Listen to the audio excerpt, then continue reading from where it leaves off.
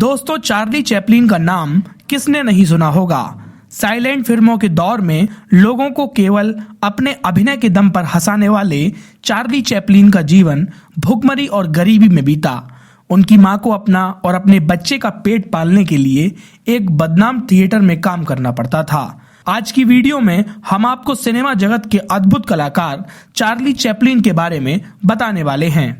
तो चलिए शुरू करते हैं बिना किसी देरी के। 16 अप्रैल 1889 को लंदन में चार्ली चैपलिन का जन्म हुआ था।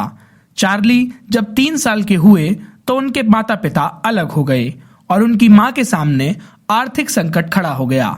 चार्ली जब बचपन में मां से कहा करते कि मां मुझे भूख लगी है, तो उनकी मां किचन में जाकर बर्तनों को चूल्हे पर चढ़ाकर उसमें करछल चलाते हुए भोजन बनाने का अभिनय तब तक करती थीं जब तक नन्हा चार्ली नींद के आगोश में नहीं चला जाता था।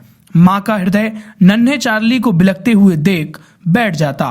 चार्ली की मां अपना और अपने बेटे का पेट पालने के लिए एक बदनाम थिएटर में गाना गाने लगीं।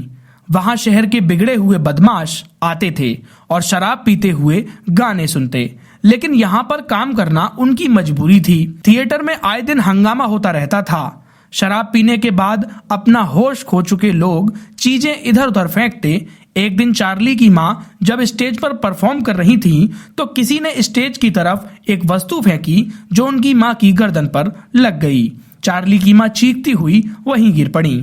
उनके गले में गंभीर चोट लगी जिस वजह से वे कभी गाना नहीं गा सकती थीं। उन्हें अस्पताल में एडमिट कराना बहुत जरूरी था, लेकिन नन्हे चार्ली के पास इतने रुपए नहीं थे कि अपनी मां को वे अस्पताल में भर्ती करा सकें। थिएटर के मालिक से जब चार्ली ने कहा कि वह उनको रुपए दे दे, तब थिएटर के मालिक ने कहा कि अभी शो पूरा नहीं हो पाया है, इस वजह से पैसे नहीं मिलेंगे। नन्हे चार्ली ने थिएटर के मालिक से आग्रह किया कि वह उसे स्टेज पर परफॉर्म करने का मौका दें। लोगों का कहना था कि जब चार्ली चैपलिन ने मंच पर एक प्रसिद्ध धुन जैक जॉन्स की प्रस्तुति की तो श्रोता झूम उठे और उन्होंने नन्हे चार्ली चैपलिन पर रुपयों पैसों की बरसात कर दी। बाद में अपनी मां की दुआओं से चार्ली चैपलिन अद्भुत हास्य कलाकार ही नहीं बल्कि एक सफल फिल्मों के निर्माता और संगीतकार के रूप में दुनिया के सामने आए। दोस्तों, चार्ली चैपलिन को इस दुनिया में प्रसन्नता बांटने के लिए भेजा गया था। भूख, गरीबी और बेबसी कलाकार चार्ली चैपलिन के प्रशिक्षक थे, जिन्होंने तपाकर चार्ली को खरा सोना बना दिया था।